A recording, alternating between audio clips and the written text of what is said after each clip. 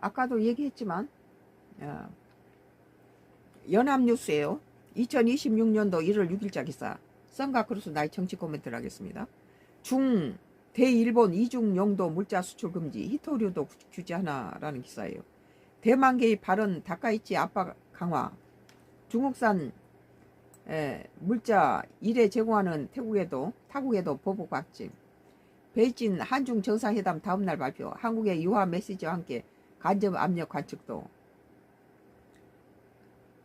중국 정부가 다카이치 사나이의 일본 총리의 대만 유사시 개입 시사 발언을 문제 삼아 일본의 군사 목적의 이중 용도 물자, 민간용으로 군용으로도 활용 가능한 물자 수출을 금지하는 보복 조치를 단행했다. 중국 상무부는 6일 홈페이지를 통해 일본 군사 사용자와 군사 용도 및 일본 군사력 제고에 도움이 되는 기타 최종 사용자 용도의 모든 이중 용도 물자 수출을 금지한다고 발표했다. 중국의 대일 수출 통제는 조치는 이날 즉시 시행했다. 중국 우리가 짐작컨대 중국하고 일본이 그런 상태가 됐을 때 중국이 히토류를 일본에 금지할 것이라고 우리가 예상하고 있었죠. 중국의 대일 수출 통제 조치는 이날 즉시 시행된다. 중국 상무부는 다른 국가 지역의 조직 개인이 중국의 조치를 위반해 중국의 원산지인 이중용도 물자를 일본의 조직 개인 내 이전 제공할 경우 법적 책임을 추궁하겠다. 방침도 발표문에 명시했다.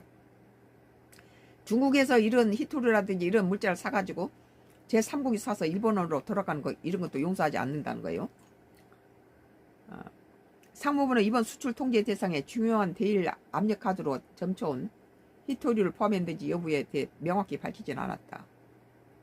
다만 중국의 평소 이중 용도 물자 수출 허가 목록에 일부 히토류가 올라있는 점을 비춰올 때 통제 대상에 포함됐을 가능성이 있는 것으로 추측되고 있다. 일본 교토통신은 히토류가 포함될 가능성이 있다고 전했다. 상무부 대변인은 일본 지도자가 최근 대만 관련 잘못된 발언을 공공연하게 발표해서 다카이치가 그거 잘못한 거죠. 입을 함부로 놀렸죠.